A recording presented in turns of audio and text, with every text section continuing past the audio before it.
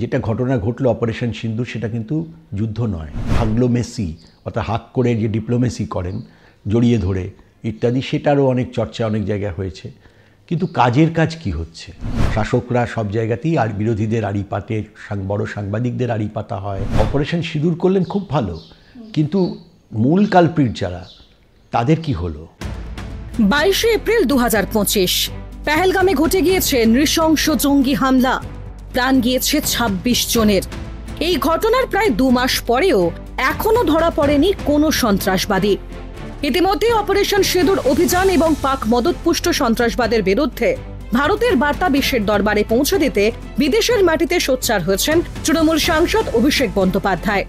সেখান থেকে ভারতে ফিরে এসে 16 জন ফের কেন্দ্রীয় সরকারকে একের পর এক প্রশ্নে বিদ্ধ করলেন তিনি। এক্স হ্যান্ডেলে তিনি লেখেন, সীমান্ত পেরিয়ে কিভাবে ঢুকলো জঙ্গিরা? গোয়েন্দাদের কাছে কি কোনো খবর ছিল না? এই নারকীয় হামলার জন্য দায়ী 4 সন্ত্রাসবাদী এখন কোথায়? কেন কেন্দ্র সরকার চুপ করে বসে আছে? তার এই পঞ্চবাণকে কিভাবে দেখছেন বিদ্যাসাগর বিশ্ববিদ্যালয়ের প্রাক্তন উপাচার্য ও রাজনৈতিক বিশ্লেষক শিবাজি প্রতিম বসু?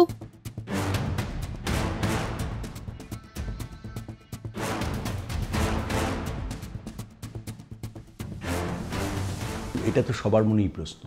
প্রত্যেকেই এটা ভাবছেন যে এত বড় একটা ঘটনা যেটা পেহেলগামে ঘটলো, এত নৃশংস ঘটনা, তারপরে অ্যাজিভ তারা থিন এয়ারে মিলিয়ে গেল প্রায়। মানে কি করে মিলিয়ে গেল?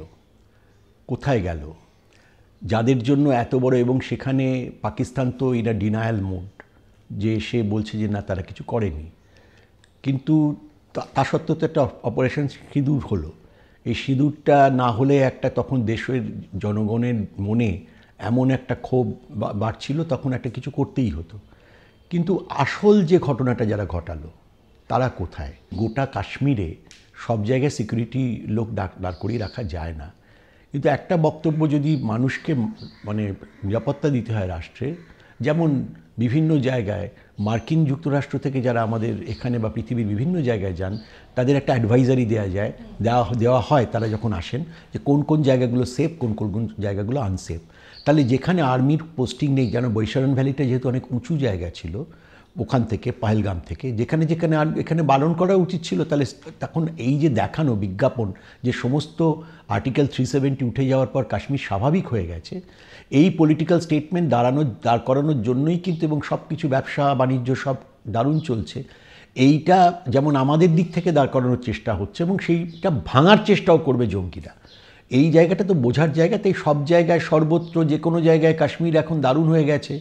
এই বিজ্ঞাপনটাও তো এটা ক্ষতি করেছে মানুষকে, যারা অনেকেই গেছেন এবং তারা এই কেন্দ্রীয় সরকারের আশ্বাসের জোরেই গেছেন যে সব জায়গায় আপনারা আসুন, কাশ্মীর ভ্রমণে আসুন। তা সেখানে তারা গিয়েই যে বিপদের সম্মুখীন হলো। তারা অপারেশন সিঁদুর করলেন খুব ভালো, কিন্তু মূল কালপ্রিট যারা, তাদের কি হলো?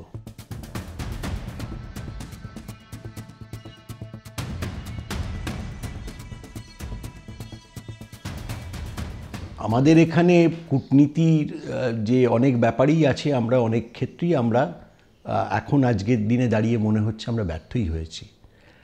একজনের ইমেজ, একজন ব্যক্তির ইমেজ, মুখ্যত আমাদের প্রধানমন্ত্রীর ইমেজ, তাকে বিশ্বগুরু হিসেবে তুলে ধরার জন্য অনেক টাকা পয়সা খরচা হয়েছে। বিভিন্ন জায়গায় আমাদের মাননীয় প্রধানমন্ত্রী যান, তিনি হ্যান্ডশেক করেন, যাকে বলে একটা হাগলোমেসি অর্থাৎ হাক করে যে ডিপ্লোমেসি করেন জড়িয়ে ধরে ইত্যাদি, সেটারও অনেক চর্চা অনেক জায়গায় হয়েছে।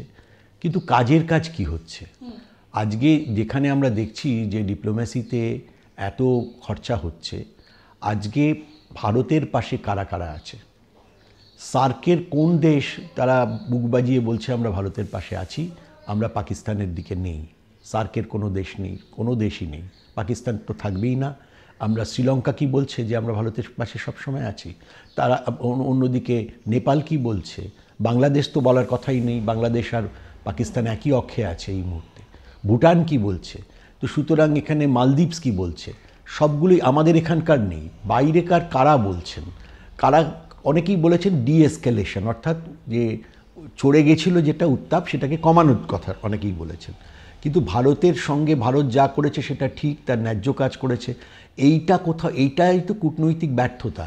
কারণ আর্মি যেটা করে সেটা প্রতিরক্ষা দপ্তর, তারা যুদ্ধে যায়, তারা প্রতিরক্ষা করে, কিন্তু তার যে কথাবার্তা বলা, ওপিনিয়ন তৈরি করা, ভাবমূর্তি তৈরি করা, সেই কাজটা করা হচ্ছে বিদেশ দপ্তর, সেটাই হচ্ছে কূটনীতি।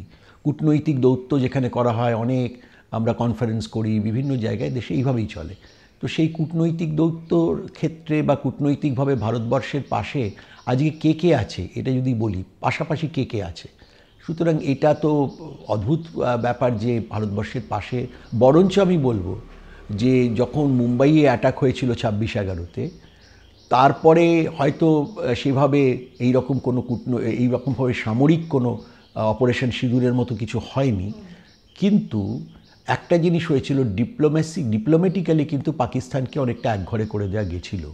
আমি বলবো ডিপ্লোম্যাটিক্যালি তখন ইউএনও থেকে সমস্ত জায়গা থেকে পাকিস্তানকে একটা প্রায় টেরোরিজমের আশ্রয়দাতা একটি দেশ হিসেবে তাকে স্বীকৃতি, তাকে ব্র্যান্ড করা হয়েছিল, তকমা তাকে দেওয়া হয়েছিল। এখন আজকের দিনে কিছুই নেই, আজকে উল্টে টাকা পয়সা তারা ম্যানেজ করছে, আইএমএফ থেকে, ওয়ার্ল্ড ব্যাংক থেকে টাকা পয়সা পাচ্ছে। এমনকি লেটেস্ট ইয়েতে যে আমাদের যে দীর্ঘদিনকার মিত্র সোভিয়েত রাশিয়া নেই আজকে, রাশিয়ান রিপাবলিক, তারাও পাকিস্তানকে সাপোর্ট করছে, চায়না তো রয়েছেই। সুতরাং পাকিস্তান কি মানে ভারত কি গেইন করলো? আর এই ধরনের এই যেগুলো আইএমএফ থেকে দেওয়ার কথা, ইন্ডিয়ারও একটা শেয়ার আছে, কিন্তু ভারতবর্ষ তো সেখানে এমনকি প্রতিবাদ করার জন্য ছিল না। যেই মিটিংয়ে ওই টাকাটা অ্যালট করা হলো, হয়তো আটকাতে পারতো না, অনেক আগে থেকেই সেটা ছিল, কিন্তু সেখানে ভারতবর্ষ অ্যাবস্টেইন করেছে, ইন্ডিয়ান প্রতিনিধি অ্যাবস্টেইন করেছে সেই মিটিং থেকে। সুতরাং যদি বলেও না হতো তাহলে একটা ঘটনা ঘটতে, হয়তো ওরা জানতো যে হবেই, ওকে টাকাটা পাবি, তাহলে সেই টাকার জন্য যে ক্যাম্পেইন করার দরকার ছিল, যে টাকাটা যেন না হয় যে ইটস আ স্পন্সরার অফ টেরোরিজম আমাদের এখানে, তো সেটাও কি হয়েছিল? সুতরাং এই প্রশ্নও তো থেকে যায়।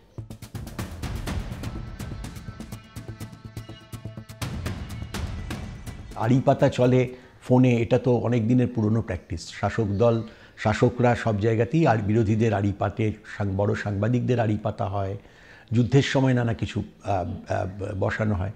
কিন্তু তাহলে পেগাসাস এখানে কার বিরুদ্ধে মানে এমপ্লয় করতে হবে তো যাদেরকে আমরা মনে করছি পসিবল জঙ্গি যারা রয়েছে, বা জঙ্গি মনোভাবাপন্ন, বা তাদের প্রতি সিম্প্যাথেটিক, কাশ্মীরে আছে, ইন্ডিয়ায় আছে, বা যদি পাকিস্তানের, তাদেরকে পেগাসাস লাগাতে হবে।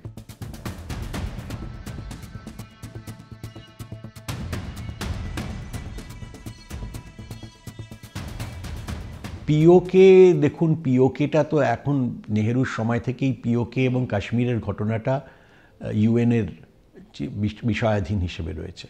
তো এইটা কেবলমাত্র যদি, তাহলে সেই মিলিটারি মাইট থাকতে হবে যে পিওকে ঢুকে পিওকে নিয়ে নেওয়ার জন্য, তাহলে পুরোদস্তুর যেটাকে বলা চলে যুদ্ধ ঘোষণা করতে হবে।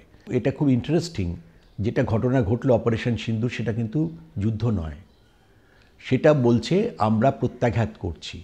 অর্থাৎ আমরা যেটাকে বলা চলে যে আমরা যে অ্যাটাক হয়েছে তার কাউন্টার অ্যাটাক করছি। কাউন্টার অ্যাটাক তো যুদ্ধ নয়, যেহেতু যুদ্ধ নয়, এটা যার ফলে কূটনৈতিক যে সম্পর্ক সেটা কিন্তু পাকিস্তানের সঙ্গে ভারতের তলানিতে চলে গেলেও বন্ধ হয়নি। যেই মুহূর্তে যুদ্ধ, অফিসিয়ালি যুদ্ধ হবে, যেমন 71-এ হয়েছিল, যেমন 65-এ হয়েছিল, যে ডিক্লারেশনটা কেবলমাত্র করতে পারেন প্রধানমন্ত্রী নন, ভারতের রাষ্ট্রপতি। যুদ্ধ যদি হয় তাহলে এখানে কূটনৈতিক যে বিভাগ পাকিস্তানে, সেটা বন্ধ হয়ে যেত, ভারতবর্ষেও অনেক, অর্থাৎ কূটনৈতিক সম্পর্ক ছিন্ন করতে হতো। সুতরাং যুদ্ধ নয়। সুতরাং এরা বলবে যে আমরা তো কেবলমাত্র জঙ্গি ঘাঁটি বা এদেরকে করতে গেছি, our mission was very specific, very precise, সেটা আমরা করেছি। কিন্তু তার ফলে মানুষের এক্সপেকটেশনস ছিল যে হয়তো এখনও পর্যন্ত সেইভাবে সাহসের সঙ্গে এগিয়ে কিছু হয়তো করবেন, কিন্তু সেইটা করা যায়নি। একটা কারণ হচ্ছে যে ইউএনওতে এটা বিচারাধীন, আর দ্বিতীয়ত এটা যুদ্ধ ছিল না। কিন্তু যেটা প্রশ্ন বড় থেকে যায়, এই যে হঠাৎ করে যুদ্ধ না বলি, লোকেরা ভাবছে যুদ্ধ, কিন্তু technically speaking it is not war. সেটা কিন্তু বারংবার যারা ডিজিএমও বা অন্যান্য জায়গা থেকে তারা যখন হয়েছে তখন প্রশ্ন করেছেন, এমনকি সোফিয়া কুরেশি বা ভ্যোমিকা সিং, তারাও বলেছেন ইটস নট ওয়ার, যুদ্ধ নয়। তাই যুদ্ধ নয় তাহলে কি? আমরা প্রত্যাঘাত করছি। এখন এই প্রত্যাঘাতটা করছি ভালো, তার প্রত্যাঘাত করে এত সফল হয়ে গেলাম যে আমরা ওয়ান ফাইন মর্নিং আমরা ঠিক করলাম যে রাত্রে আমরা দুপুরবেলায় আমরা একটা মিটিং করব, তারপরে তুলে দেবো। সেটা মিটিং হওয়ার আগেই একজন বলে দিচ্ছেন আমেরিকা থেকে, যিনি দেশের তিনি রাষ্ট্রনায়ক, রাষ্ট্রপতি এবং সবচেয়ে পৃথিবীর one of the most powerful, one of the can perhaps he is the number one powerful person in the world যদি আমরা টেকনিক্যালি দেখি, ডোনাল্ড ট্রাম্প, তিনি বলছেন আমার কথা যুদ্ধ এটা বন্ধ হয়ে গেছে, আমি একটা পারমাণবিক যুদ্ধের থেকে আমি দুটো দেশকে বাঁচিয়েছি, অঞ্চলকে বাঁচিয়েছি। তাহলে এই জায়গাটা হলো কি, মানে আমরা কি তাহলে এই যে হঠাৎ করে সিজফায়ার হলো, এটা তো সেই সময় যেরকম হচ্ছিল দেশের লোকের মনে যে উত্তেজনা ছিল, তাতে মনে হচ্ছিল যে কালকেই গিয়ে হয়তো পাকিস্তানের অনেকখানি দখল করবে, এমনকি স্বাধীন বালুচিস্তান প্রতিষ্ঠা হবে, অনেক রকম পাকিস্তান ভেঙে টুকরো হয়ে যাবে, পিওকে দখল হবে, যেমন অভিষেক বন্দ্যোপাধ্যায় ক্লেম করেছিলেন যে করা উচিত। তো এগুলি তো হঠাৎ করে যেন মনে হলো একটা বড় আগুন কিন্তু একটা বিরাট কিছু হচ্ছিল, তাতে ওই এক বালতি দুধের মধ্যে চোনা দিয়ে দেওয়া হয় না, সেরকম হঠাৎ করে এটা থট করে থেমে গেল।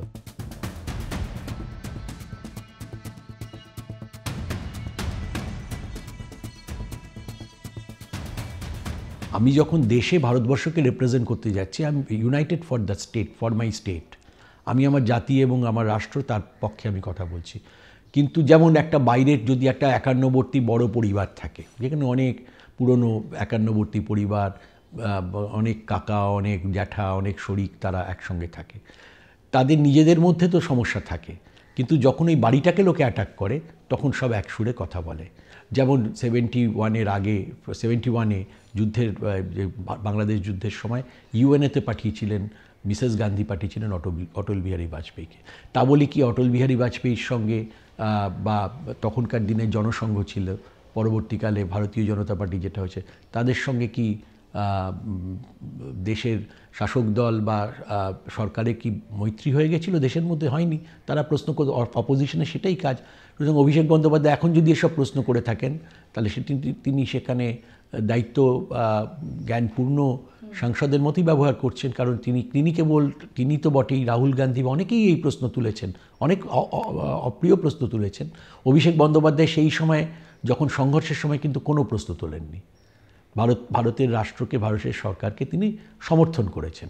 আর কিন্তু এখানে ফিরে এসে প্রশ্ন তুলছেন, সেটাও খুব জাস্টিফাইড, কারণ এখানে তো এই প্রশ্নগুলো তো তাকে সাংসদ হিসেবে, বিরোধী দলের একজন সদস্য হিসেবে মানুষের হয়ে প্রশ্ন করতে হবে, এটা তো মানুষের মনে এই সব প্রশ্ন রয়েছে। সুতরাং এর মধ্যে কোনো আমি দ্বিচারিতা দেখি না, এটা খুব স্বাভাবিক। কারণ ওখানে গিয়ে আমি দেশের সমর্থনে কথা বললাম মানেই আমি বিজেপির সমর্থক হয়ে গেলাম বা শাসক দলের সমর্থক হয়ে গেলাম, সেখানে আমি দেশকে রিপ্রেজেন্ট করছি। সরকারের থেকেও বড় ব্যাপার হচ্ছে দেশ। সরকার আসবে যাবে, একটা সরকার আছে, অন্য সরকার আসবে, একটা শাসক দল আছে, একটা শাসক দল চলে যাবে, দেশ থেকে যাবে। সুতরাং দেশের জন্য তারা কথা বলেছেন ওখানে। ডাউনলোড করুন এই সময় অ্যাপ iOS ও অ্যান্ড্রয়েডের জন্য।